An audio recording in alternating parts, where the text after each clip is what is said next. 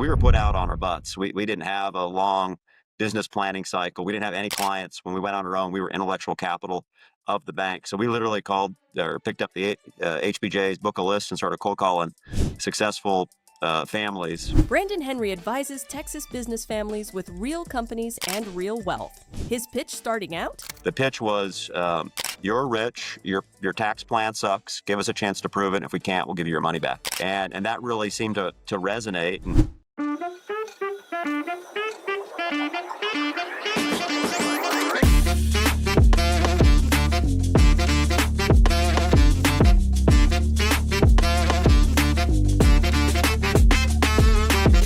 All right, well, welcome back, everybody, to another episode of Brewing Business with Brady. Today's guest is Brandon Henry of Mosaic Advisors. Wonderful to have you on the show, Brandon. Morning, Mason. How are you? Brandon and I are both Houston locals here, but at the same time, what's great is Brandon and I also are from California, so we have stories to tell in that regards of trying to become Texan, and we have an opportunity for Brandon to share a little bit more about that. But for the audience, I'm really excited about having Brandon on the show today because what Brandon does is he provides wealth management services in his firm for really wealthy individuals, wealthy families. But Brandon is on a mission to make sure that information is democratized for people that don't quite have that level of wealth and don't quite have that level of money. And really, what are some of the best practices that people, especially for our audience, lower middle market business owners that, we're talking about businesses between 75 million in revenue. For owners of those types of businesses, what can they do with Brandon's advice to better manage their wealth and to grow it too? And so really excited for the audience today. Well, going to dive right in, Brandon, that, this is Brewing Business with Brady. So we always like to ask our guests, what's your go-to morning beverage? Yeah. Well, unfortunately, I'm a pretty boring guy. So no coffee or tea for me. I'm not caffeinated. 4:45 is a protein shake every morning, 7 days a week. Nothing exciting. We've had a couple of those guests that's like, those health, the healthier ones like yourself, that it's, the rigidity and then the protein shake that I think at some point I'm going to have to change my diet from 4 cups of coffee today, to doing a protein shake as well. But I also feel like you are the ultimate underestimator of yourself. That, we were just talking about all the vinyl in the back, and he says, "Oh, I gotta be cool, I guess, right? That I gotta have something to talk about." So, but 4:45, so you're an early riser then. Not by my natural tendency. It's just fortunate to have a lot to do, and so try and pack a little bit into the morning time. Well, like I said, or like I introed that. You and I have both spent a pretty significant part of our lives in California, and we definitely want to get into the advice for our audience, but we'd love to really get to know our guest and have our audience know our guest well. But you spent some significant time in California. We're both in Texas now. What's the most Texan thing you've done that has finally made you feel like you're Texan? Yeah.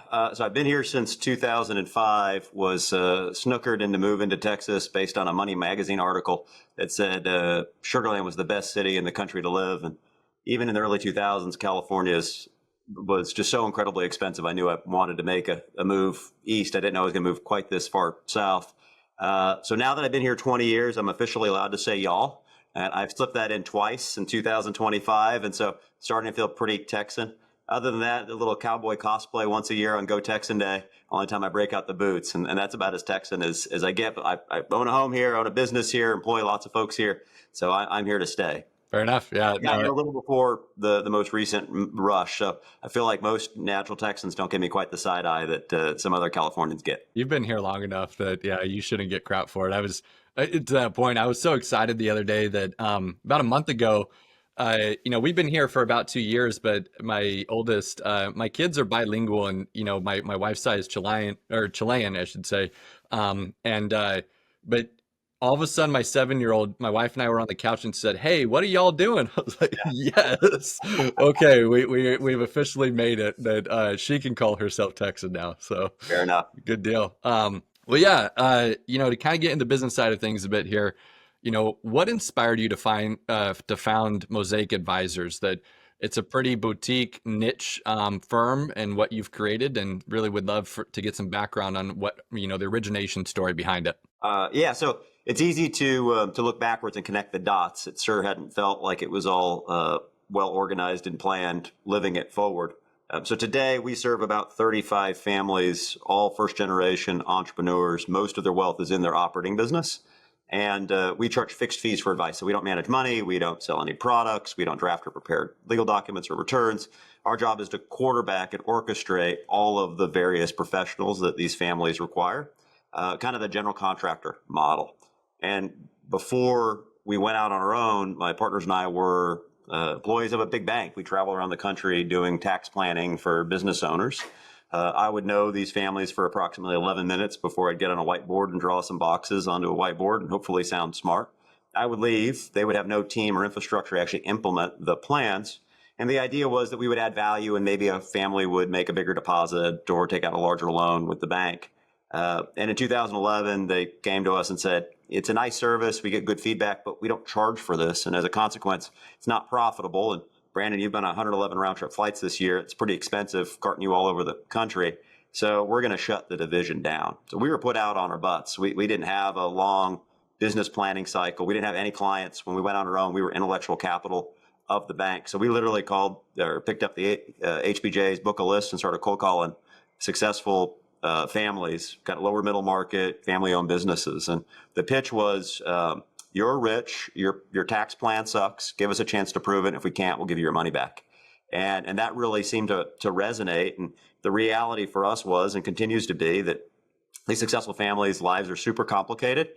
They have this whole cadre of professionals. They don't know what questions to ask. They don't know how to hold them accountable. They don't know what good ultimately looks like. And they feel like most folks are conflicted, whether it's asset under management fees or insurance commissions or hourly billing from CPAs and attorneys.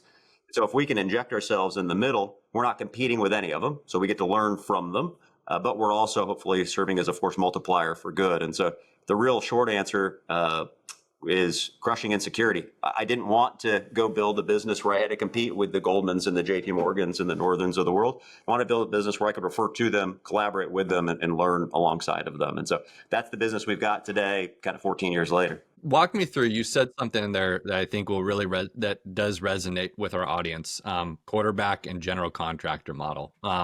That, there's obviously IP in what you do and the value and the services you provide, but can you detail out that a little bit further for our audience? Most families don't need a fancy slide deck, right? But there's good ideas are a dime a dozen, and the families that we serve, they can afford the very best professionals that money can buy. The challenge is the connectivity between these professionals. How do we know which questions to ask? How do we know how to hold these professionals accountable for delivering whatever their work product is on time and on budget? How do we ultimately implement these great ideas to see them to fruition? And then when dealing with the complicated intersection of financial capital and family capital, how do you maintain this? This is a living, breathing entity, if you will, and it requires care and feeding. And most plans are static and rigid, and they're designed to meet a very specific application. And there's great investment managers out there that handle a subset of their clients' needs. But if your net worth is 90% plus illiquid, tied up in the operating business and the real estate that supports the business, if I charge assets under management, I have no way to monetize a relationship. So those families are ignored. If a family is not interested in or not eligible to buy life insurance, now those families are ignored by another subset of the advisory community. And if a family has an allergic reaction to calling an attorney, I just got an engagement letter for a family yesterday from counsel. Rates go from $15.75 for associates to $26.75 for partners. This person was going to be $19.85 an hour. Family is very nervous about letting those professionals, as competent as they are, simply back up the truck with an unknown number of hours for an unknown work product to receive a bill that will make their eyes water. And so our job, it was and continues to be, to speak enough legalese and taxes and investmentese to make sure that all the professionals are doing a great job, and we get to pull from dozens of families to understand what good looks like, and then hold them accountable for delivering that. A huge component of what we do is just project management at the end of the day. And clients are used to pinballing back and forth among all these professionals. It's exhausting. They don't have the time, and they're not doing a great job of it. And so this isn't about replacing the existing advisors. It's about making the family more successful by empowering these advisors. Because the reality is these families are gorging on like high calorie, low nutrient information, right? Podcasts and books and television shows and magazine articles and TikTok and LinkedIn. There's a million things that people should be doing, how do you know what actually fits for the family? And then how do you go get that information to the right professionals to do a good job and then implement and maintain it? And so for us, a huge component of this is not coming up with proprietary strategies. We don't have any of those. It's layering well-worn paths together and making sure that all the professionals that serve these families are doing a great job. So we embed ourselves into their family, into their business, and into their advisory team and get to be that force multiplier. I kind of relate it to like, we have one of our clients that they've just loved their personal CPA for years, but at the same point in time, for their corporate or for their business, they need CPA reviews, et cetera, et cetera. And so we entered into a new CPA relationship to get those CPA reviews, those third-party assurances done. And but they weren't ready to move things over on the personal side of their personal tax returns. Well, then, yeah, our CFOs are having to quarterback between those two because those CPAs aren't going to talk to each other. When it gets busy, they have a million clients to take care of that, once they've done their part, they're done, and they don't want to, they're not worried about the inflow. And so I kind of relate to that, it's like you said, it's a project manager, it's a general contractor. You're trying to bridge two experts in their respective fields and trying to get the best solution for the client ultimately, and for them to feel comfortable too. So yeah, makes wonderful sense that. Well, and so much of this is just information sharing. We have a full-time person here who's a CPA out of PwC, and sole responsibility is make sure that the information that needs to be at the CPA's firm who's doing the tax returns and doing the quarterly estimated payments is there on time. It is comprehensive, that there's context, and then frankly, we're holding them accountable for responding to it. I mean, the black hole that is emailing your professional, getting no response, and then getting surprised you have a big bill due the day before you have to write a check is frustrating for everybody. And so we've invested a ton into the broccoli eating portion of just administering successful families. It is not sexy.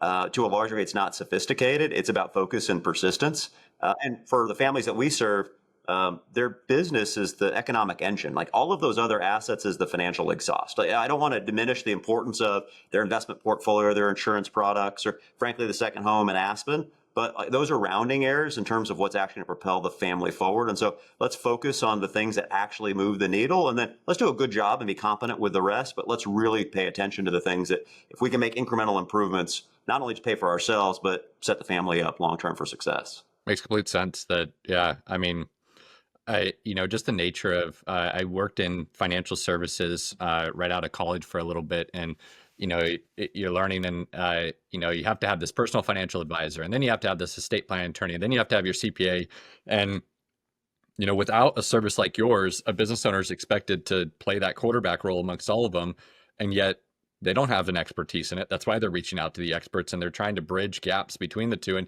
it's important. I definitely feel for them to be knowledgeable, to ask and push the right questions. But at the same point, it's again, you're expecting somebody to be an expert to quarterback things between two parties and that they'll actually get done. And it just feels like a hair pulling experience, just like you want to rip your hair out. Yeah. There you go. You do it on behalf of everybody.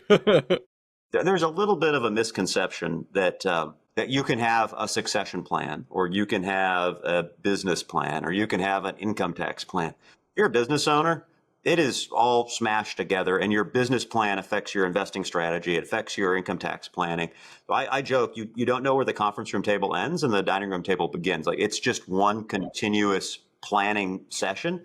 And what ends up happening is people, they resist the complexity and the sophistication is associated with the interconnectivity of these plans. And so they handle things in silos. They work with professionals on an individual basis. They have individual standalone planning components. And each one of them might have been well thought about and well conceived. But when they are stitched back together, the plan doesn't work at all. And that's frankly the biggest area that we see for improvement is families go and they attack the inherent complexity of being a successful entrepreneur with a bunch of individuals that don't talk to each other, with individual planning structures that don't talk to each other.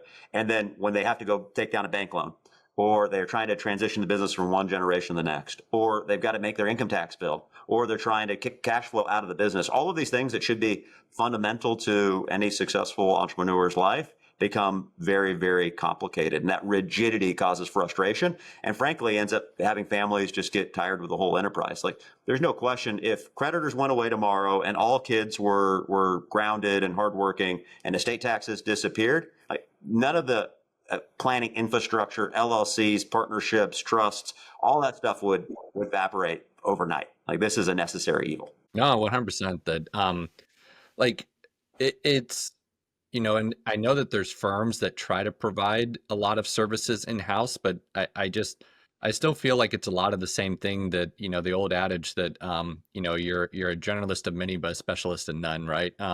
And you're not promising that in your service, that you're not promising to be a specialist, you're promising to create cohesiveness. And, but yet, like you need an estate planning attorney that is really great in these particular situations for these types of families with these types of business assets, et cetera, et cetera, et cetera. You need, a wealth advisor that, is really great in these particular areas that will work great for this particular client. That's the absolute expert. I mean, it's funny because even in our business, I thought that we were pretty niche of, hey, we focus on a lot of ag and construction clients. We went to a wine grape growers trade show conference and I met a fractional CFO firm that literally only did wine, like wine, we did wineries and, vineyards, and that's all that they did. And so you can imagine, I mean, that's great for somebody that's in that area, but, again, them talking with everybody else and, and being able to offer everything else is going to be really tough. And so I really enjoy your model of the fact that it's not you're bringing in experts, but you're bringing cohesiveness and a better plan overall. So it's great. Kind of deviating away from the business model a bit here. You work with some pretty successful families. And I what's really interesting is you mentioned there you work with first generation entrepreneurs. What's one common mistake that you find that cost them millions, that, a common thing amongst entrepreneurial families that it's just, man, if they just took care of this would be such a game changer for them building wealth, and what can they do to avoid that mistake? Yeah. I'll answer it two ways. So the one that fits into an Excel spreadsheet and the one that doesn't. So the most obvious foot fault we see when we get to know a new family, it is that their approach to planning has been disjointed. And each one of these individual silos works in a competing fashion. And you're right, we get to work with families that have reached escape velocity financially. These are some of the most successful families on the planet. We start out of $100 million in net worth. And I've gotten to saying that, I'm totally uninspired by talking about people's goals. What I care about are their priorities, because every successful entrepreneur has the same goals. And it doesn't matter if you're generating $5 million of top line or $5 billion of top line. You want your kids to be productive, hardworking members of society, and you want them to talk to each other. And you want to try and reduce the amount of income taxes that you pay, if at all possible. And you don't want the estate tax to evaporate all of your hard work. And you don't want creditors and predators to confiscate your family's success. Like that's the underpinning of every one of these families' goals, regardless of size. And so they approach each one of these very tactically, reactively, and then address them in silos. And then the plans don't work together, and it ends up causing really significant challenges. I'll give you a quick example. We had a family we still work with today that pursued estate planning very dogmatically. I don't want to pay any estate taxes. They had met a great estate planning attorney. They had done all of the planning that you would expect a high quality estate planning to do. The plan was exceedingly effective from an income and estate tax perspective, but it wasn't a great business or life plan. It was very rigid. They transferred 60% of the company outside of the estate, and the types of planning they put in place, mom and dad were always going to pay income taxes on behalf of the trusts. 10 years after the plan was put in place, the family decided, kind of a surprise, they wanted to sell the company. Valuation of the business was a couple $100 million. When we ran the numbers, the mom and dad were going to pay all the taxes on behalf of the transaction, and they were going to be left with very little personal wealth. The kids were going to be made filthy rich, and the mom and dad were going to be left with a small percentage of what it would take to maintain their lifestyle. They got so frustrated, they pumped the brakes on the transaction, and the business cycle changed, and the value of the business went from, let's call it $200 million to, in the nadir during COVID, $50 million.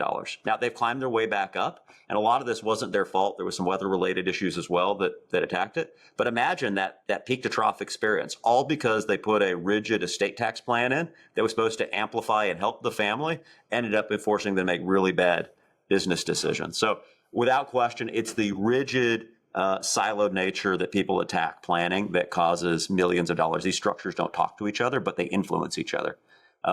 The less quantifiable, but without question, the larger multi-generational issue is planning happens to G2s and G3s and not with them. And so like there's no trust structure, there's no will, there's no legal agreement that's going to replace parenting, right? If you've modeled being a spendthrift and you've modeled reckless abandon for your financial affairs, there's a decent chance your children will have picked up on that. And no matter how rigid your plan is, that's not going to change it. But when you talk to families that have had a bad planning experience, almost never do they say, man, we missed this little income tax structure. We didn't earn the extra 50 basis points on our portfolio. They say, my plan was too complicated. I didn't understand it. I was too overwhelmed with what it would mean for my family if I ever talked about it, so I never did. And then eventually it was, surprise, guess what, kids? Not only you're rich, but you have responsibilities and expectations that you never prepared for. This idea of going to the gym and picking up the 10-pound weights before the 50-pound weights, we're thrusting families into making these decisions when they're their most vulnerable and when they oftentimes are their most frustrated. We're putting our siblings in business together. We're putting mom and or dad in business with their children. And all of it comes from a great idea, which is protect assets from creditors and estate taxes. But it has this unintended consequence. And if we're not gathering the family and we're not regularly talking about what those expectations and those opportunities and those responsibilities mean, it causes family chaos. A quick story there. We had a client whose daughter did all the things that he wanted her to do.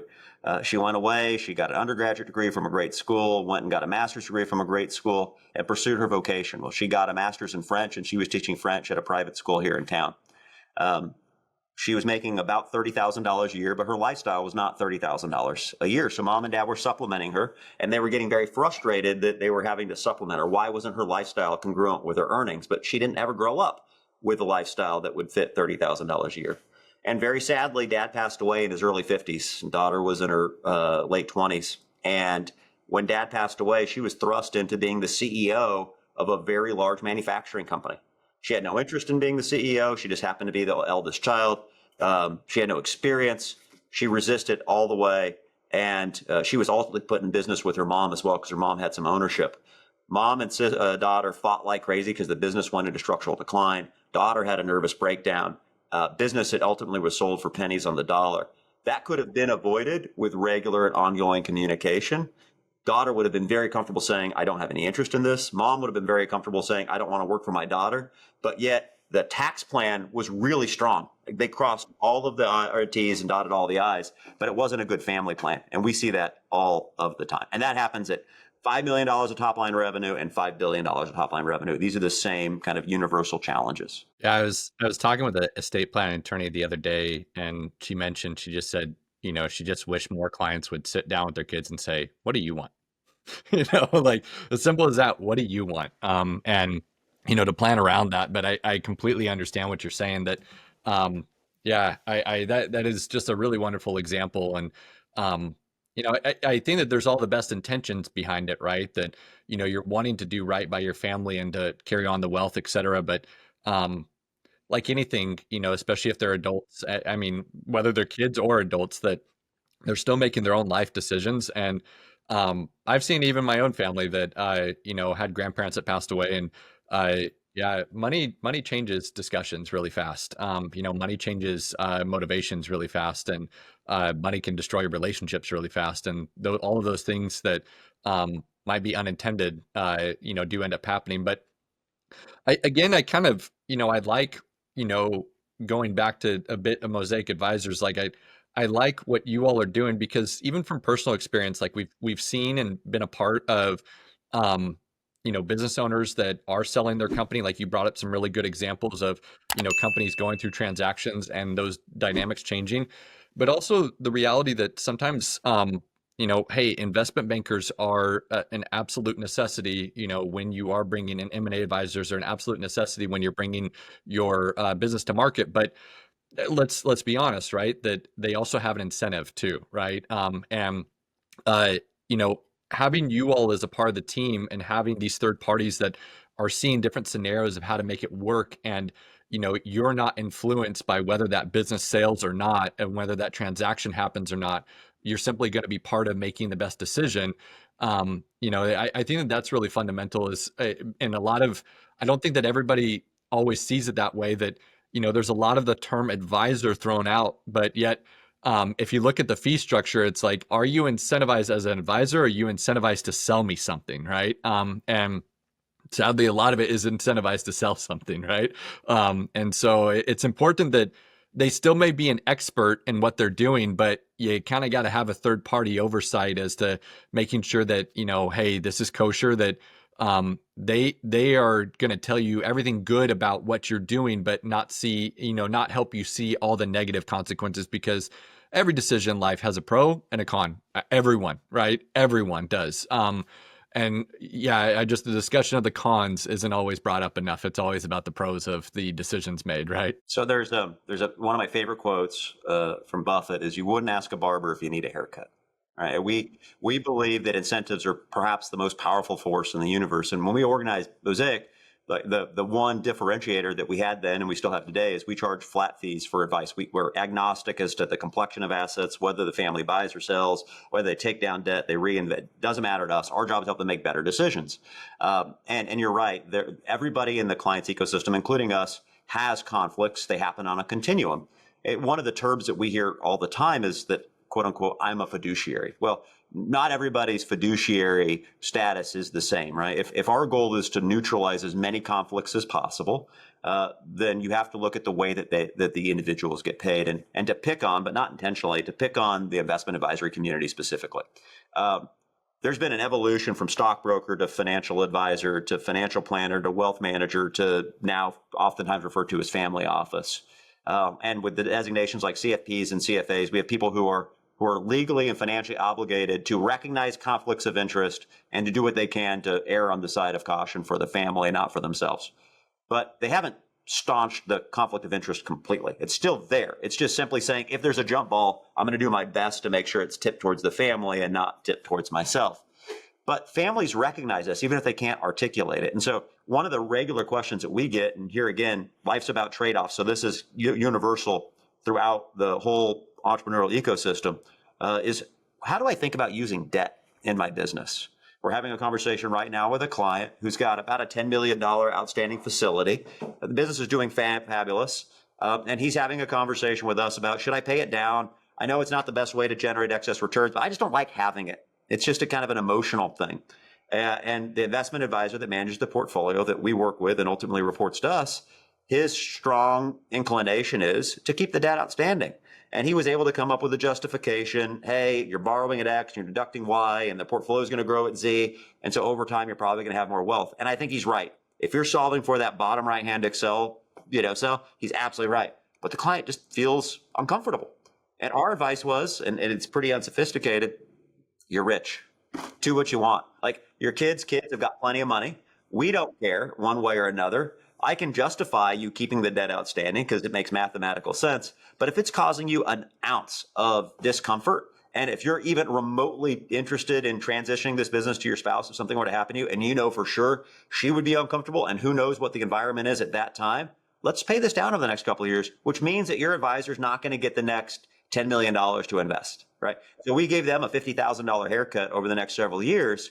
They're motivated to do a great job for the client, narrowly focused on their investment portfolio, right? Our job and others like us is to have God mode. Like, how does it fit into all of the various pieces from the top of the mountain? And it gives client a lot of confidence. When we say pay it down, they feel the sigh of relief because their advisor came up with a fancy Excel spreadsheet that justified keeping the debt outstanding, which academically is perfectly correct, but we're messy humans. We're not all profit-seeking automatons. We're emotional creatures, right? And that stuff has to be taken into account that, a part of, I think, creating these plans is making sure that the business owners also can sleep at night too, right? That they feel comfortable and they feel safe. And that's a big part of it. So I'm glad that, you all see that and are trying to guide decisions that way. We've talked about something that business owners, mistakes that they can make. Brandon, I'm interested to understand you work with 35 families and very wealthy families. Like, what are some of the traits that are really like the standouts that, hey, these folks are doing this, and this is a wonderful thing that they're doing. What does that look like? Yeah. It won't be a surprise that it's the inverse of the things that families struggle with, right? It's a combination of being an information omnivore, just being obnoxiously curious and trying to solicit new information and integrate it into their world, but holding on to their convictions very loosely because their world is so dynamic that it requires always be not just striving to do better, but then communicating the reasons why we're doing the things that we're doing and the purpose behind the plan to the people who will ultimately benefit from it. And it's not just the shareholders, but it's the stakeholders. And so one of the things that it's really neat that I get to do on a regular basis is interview non-family executives that are coming into these family businesses. And they always ask the same types of questions. And they're around like, is my personal and professional career going to get kneecapped because somebody with the right last name is going to be installed in front of me? What's the family doing with this business? Is it a personal piggy bank? Are they zeroing it out at the end of the year, or are they reinvesting and treating this like a real asset? So even amongst the professional team, can we communicate and can we over communicate? And so delegate like crazy, constantly strive to improve, be really patient, over communicate. Those are some of the key ingredients in the soup that ultimately lead families to compound over time. And then at the end of the day, like, if we're thinking about things through the lens of a capital allocation investing, diversification is a way to stay rich. Betting on yourself and concentrating risk is the way to get rich. And so like just honoring the fact that these families have got a really hard thing that they're trying to do and helping them make the best decisions possible. And really just keep it between the K-rail, right? Like they get to choose whether they're going 80 miles an hour or going 60 miles an hour. We're helping them to set the direction of traffic and make really good decisions along the way. And that ends up being a really successful formula. I really love that quote that, diversification keeps you rich. Concentration, taking the big risk is what makes you rich. That I just think that speaks to the audience that's listening here. That, I mean, you're talking about people that have pulled themselves up by the bootstraps and, figured things out. And, whether highly educated or not, it's just a matter of like, go get it done. There's an opportunity, go seize the opportunity and go all in on it and become an absolute expert in it. And what's interesting is several of the pieces of advice are pieces of advice that a lot of people understand is what makes a business really successful. But then it's like, well, just apply it to everything personally, right? That apply it to your personal life. Like I've done that so many times where, I'm part of a executive roundtable group, a Christian executive roundtable group. And sometimes I talk with the other peer members and, they say, well, Mason, like you do this really well in your business, but why don't you talk, the same things, with your wife or kind of the same format? I'm like, just never thought I would do that, right? Like there's supposed to be separation of church and state, right? And but everything you said, everything that makes a business great is also what makes personal planning really great too. So yeah, most of these businesses would not be successful if they didn't go through some budgeting process and they weren't doing business planning and they weren't trying to understand sources and uses of capital, what the risk vector was. And most businesses, even unsophisticated ones, have at least in their head in the shower done a SWOT analysis on what the future looks like. And they don't take that to their personal planning. And the reality is that being a good shareholder requires effort and work and long-term planning and communication. And so I think you're spot on. They need the CFO and the COO of their personal life in the same way that they depend on people in their business to help them make the best and most informed decisions. And it's funny, a huge cohort of the families that we work with, not only first generation founders, but these are blue collar businesses. These are oftentimes drive-by companies. You would never expect for them to have grown the success that they had. They didn't expect to grow to be as successful as they did. And these people would rather show up in coveralls because they're doing the work than they would in a three-piece suit. High finance scares the hell out of them. They think it's all voodoo, and their job is to continue growing a business. And when they lift their head up, it terrifies them, right? That this is a completely different world. These are immigrants to the land of wealth and success. And while on paper, they're uber successful, often they have very little, if any, liquidity, and they don't have the trappings of, maybe they have a nice home and a nice car. They don't have the trappings of wealth. They're not jet setting around the world. And even if they have the money, they don't have the time because they're in their business. So I'm interested, Brandon, that we talked a bit about different tax strategies. What's a nugget of advice? Because we've talked about, kind of this comprehensive overall planning for businesses, and that's what makes it successful is, really creating a plan for the total activity of all the assets and investments that not just the business has, but the family has overall, and getting the families talking together and, quarterbacking all that. But It's kind of a quick win for our audience that what would you say is some tax advice that you could give them that, what are some of the biggest opportunities that they should be looking into to try to grow their net wealth? So buyer beware, not knowing who's listening, but I'll throw a couple out that families can often benefit from, but look into this deeply. The tax election, the tax structure that a business chooses can have a huge impact. And there's often a conflation between the state entity type and the federal tax election. So I'll meet a new family and I'll say, hey, how's your business organized? And they'll say it's an LLC. I say, well, how's it taxed? And say it's an LLC. Well, LLC is a state thing, right? Comma Inc., comma LLC, comma LP. It doesn't tell you anything about the federal tax election. That's an S corporation, a C corporation, a partnership, or a disregard. And people don't understand that. And so when they're setting new businesses up or they're organizing and operating their businesses, they don't fully appreciate that different tax structures can yield wildly different tax outcomes. One of the most common ones today, and we're in a little bit of an interesting time. I personally believe that we're kind of in a tax golden age. Since the Trump tax reforms that went into effect in 2018, we've had historically low taxes for both pass-through companies like S corps and partnerships and for C corporations.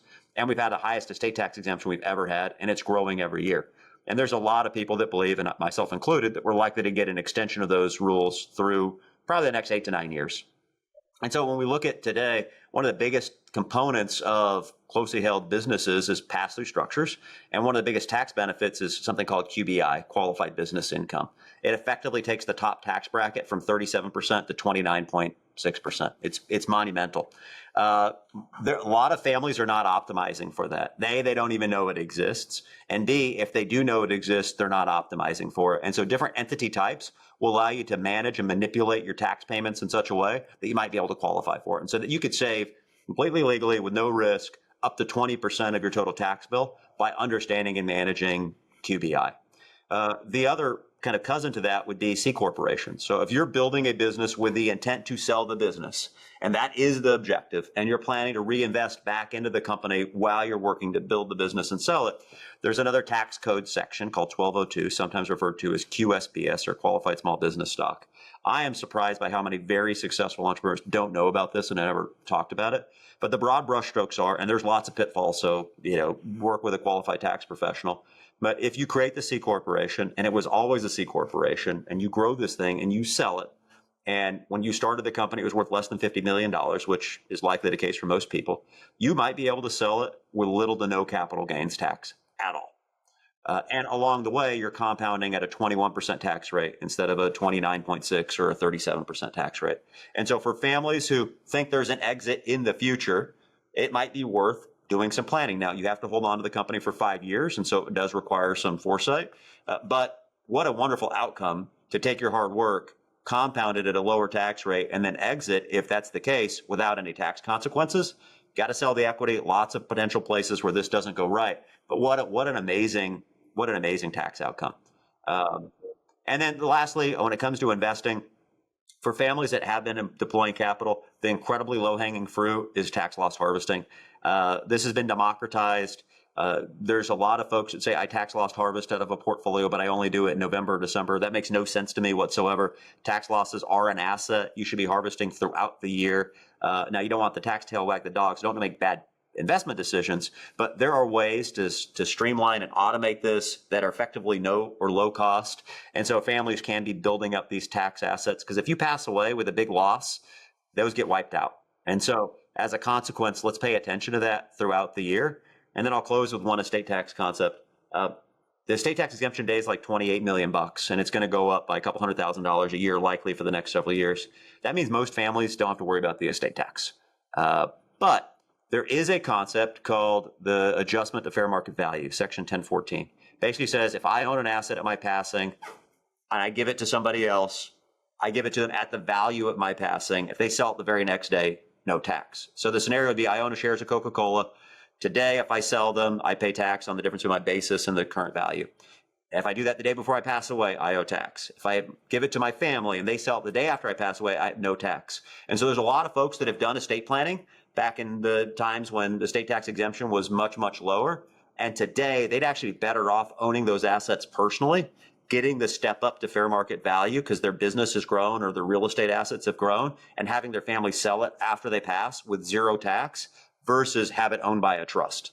And there's trade-offs around control and asset protection, so it's not a slam dunk, but it's one of those areas where there's a lot of tax savings to be had, especially in that lower middle market, that people were just dogmatically focusing on the estate tax when we were actually trying to solve or could better benefit from an income tax strategy. So yeah, Brandon, you've given us some really amazing advice here, very tactical advice, serious advice, but we like to make sure that for our audience, and this could still be very much so a serious question by all means, but we definitely like to have a little fun with our guests too, and make sure that our audience is able to walk with some, fun takeaways as well. What's the worst piece of financial advice you've ever heard, and why is it so terrible? Yeah. Well, let me give you the best piece of advice, and then I'll answer the worst. One of my good friends who's a CPA here in town, I would call him on a regular basis and ask him about tax strategy. And he got really frustrated after years and years of me doing this. And he said, Brandon, if it makes you smile, it's income. And the counter to that is the proliferation of TikTok and LinkedIn posts and magazine articles and YouTube videos has reached a fever pitch. I routinely get articles sent by clients about this amazing tax strategy to deduct all of their income and never pay taxes again. And almost without fail, these have no merit. And so the acid test for me is if it sounds too good to be true, it almost exclusively is. Yeah. And we've had families who have executed this advice without being really thoughtful, and it's cost them millions. Quick example, we had a client who converted their business from an S corporation to a C corporation the day after Trump passed tax reform in 2017. The rules didn't even go into effect until 2018, and he did it before Christmas of 2017. And the CPA gave him a thumbs up emoji, no problem, you're going to lock in a 21% tax rate. Well, because he was an S corp for years and years and years and years, he'd been retaining capital in the business he'd already paid taxes on, sometimes referred to as AAA. The CPA never snapped to the fact that this client didn't know that he only had a year to take the money out of the company tax-free, or it would effectively become property of the C corporation with a tax bill if he took it out. And so as a consequence, we got to meet the family about 13 months after they made that decision. And the first question we asked is, hey, did you zero out your AAA? He said, what are you talking about? And long story short, he ended up trapping about $20 million of assets that he'd already paid taxes on in the company, which would cost him something like $5 million if he wanted to take it out. And the CPA is no longer a CPA. It ended up being a big fight with his auditors to try and change some of the rules. But it was one of these kind of, not comprehensive, not well thought out, and too quick responses to this headline answer or this headline result that end up having this perversely negative tax consequence. That's an example of the type of stuff we see all the time. There's a newsreel, people try to react, and they don't realize the implications of those decisions. We tell business owners this all the time that, your CPA, and I'm not saying, there's several great CPAs out there, but generally, you want them to make sure that you pay as little taxable income as possible, or I should say pay as little taxes as possible, and therefore try to reduce your taxable income as much as possible. But that has offset effects, right? That, as you're going into a business transition, if you're not showing income, if you're going to a bank and you're not really showing much income, they're all going to ask, where in the world is it? Because, if you're saying your business makes great money, well, taxes say otherwise. And it's just all this, like it needs a comprehensive view of everything, right? That, let's think holistically then, hey, we're just going to get something done for, 17 real quick, and then 18 shows up and, oh crap, and so it makes complete sense. Final question here, Brandon. I do see you're a music fan back there, but instead, if you could describe your job as instead a movie title, what would it be and why? Yeah, that's a great question. I really want to be able to answer with some deeply thought out noir that really talks to the types of advice we provide. But the real answer is probably something like Groundhog Day. We're dealing with people that are motivated and inspired by the same things. They tend to make the same types of mistakes. They tend to communicate with their advisors in the exact same way. And so it almost doesn't matter the wealth of the family or the type of business that they're in. We find the exact same issues and opportunities for improvement with every family. And so if you tell me 2 or 3 facts, I bet you I could identify the 5 most common things for that subset of situations. And so it's surprising to me that the advice ecosystem hasn't been found a way to do a better job because there is so much commonality. Brandon, this was great. That I think, for our audience to walk away, you provided some very, niche tax advice for our audience, but you've also given a clear picture that, for our audience, that if they're making good money in their business and they have a plan to grow their business and they want a strategy of, preserving that for their family and building a family legacy, involving your family in the discussions and creating a comprehensive plan around it, not just talking to your CPA, not just talking to one party and thinking that that's the, holistic strategy, but making a comprehensive plan involving your family in the discussions, making sure that it's what they want, and getting, outside parties to speak into incentive-based advisors too, and making sure that everything is really clear. Also taking a bit of time too, right? Asking all the right questions. Don't rush into something just because you're trying to save taxes in 1 year, is all really important. Is there anything else that you want our audience to walk away with today? That you've shared some wonderful nuggets, but anything else you'd say that, hey, I really want everybody to walk away with this? Yeah. Well, so first, as a disclaimer, nothing that I've talked about today is reserved only for the ultra affluent. Everything I've talked about, I think, has utility up and down the wealth spectrum. So if you're a successful entrepreneur, and success can be defined as somebody making a couple $100,000 a year and being independent, pursuing what they enjoy, to people with many, many commas in their revenue and income, these things are universal. So we didn't get into some of the more sophisticated estate tax planning strategies that are really reserved for the ultra affluent. So hopefully all of this at least has some resonance with the audience. The through line here is that these problems and these opportunities are universal. None of this was meant to disparage the professional advisor ecosystem. There's a lot of really competent people who want to do a good job. I would take inventory of how I communicate with my professional advisors. If I'm so afraid of spending an extra $300 an hour that I refuse to send an email to them until the very last second, shame on you. Yeah. If I don't share information when they start trying to gather data from me in January and February, and I send it to them in March or April, and then I get frustrated, I've got a last minute tax payment, shame on you. So there's personal accountability here that goes not just beyond the professional advisors, but to the entrepreneurs itself. But if you're doing a good job and you're being communicative and you are sharing and we're not being penny wise and pound foolish, then you should ask for more. Hold your professionals accountable. These folks generally want to do a good job. And if you give them the space, they will be able to provide. Now, you're probably going to have to stitch some of this stuff together, but it is completely accomplishable if you're focused on it. So your business, we take that really seriously. We do business planning, do personal life planning, take that inventory. And I think you end up having a better outcome as a consequence. Awesome. Great advice. Tell our audience where they can find out more about you, Brandon, and Mosaic Advisors. Yeah. So mosaicadvisors.com. I'm not a social media guy necessarily. I don't have a big presence on any of the platforms. But if you're interested, I'm happy to be a resource. We've got a big Rolodex. Shoot me a note. I'm happy to provide some context about how I would approach a problem or who I would talk to at least. So hopefully this was useful. Great. Well, yeah. Thank you. Thank you so much, Brandon, for being here.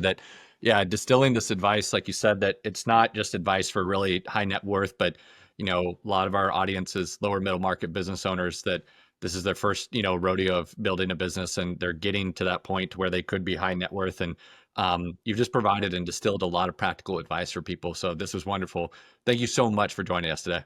Well, thank you. Look, this is my tribe. I'm a little lower middle market business owner myself. So if I can be useful to the ecosystem, I'm happy to help. So thanks for having me, Mason. Absolutely. All right, awesome. take care. Thanks.